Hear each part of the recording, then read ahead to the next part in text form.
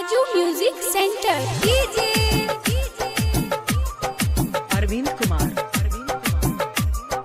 गोनहा।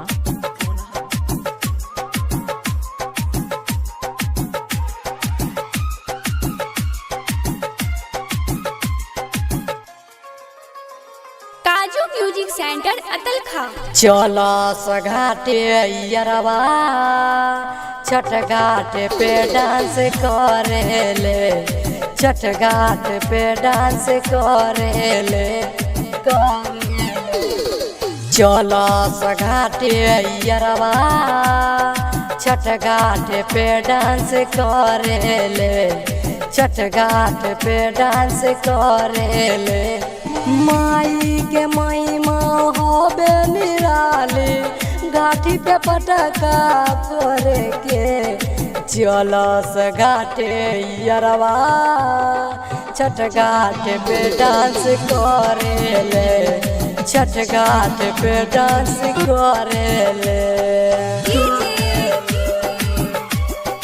अरविंद कुमार चलो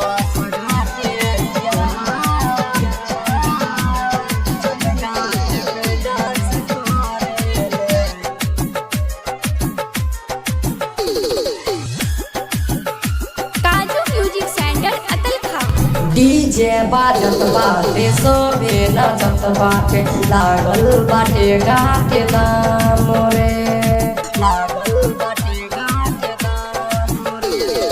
डीजे बाजत बाटे सोबे नाचत बाटे, लागल बाटे घाटे धाम रे। दौरा उठाइब हम घाटे ले जाइब, माई से विनती करके। डीजे पे कमर हिलाइब, खूबे एडवांस हम बनब रे, खूबे एडवांस हम बनब रे। अरविंद कुमार चलो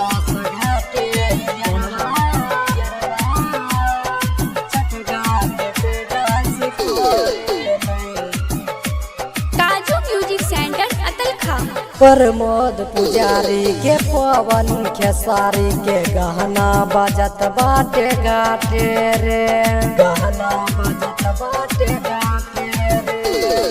प्रमोद पुजारी के पवन खेसारी के गहना बजत बाटे घाटे रे। कोहेल बतिया संजय संगटिया, माई से हथवा जोड़ी के।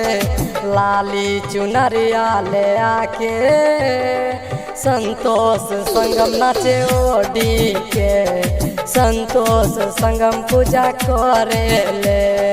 रिकॉर्डिंग बाय दिनकर दीवाना।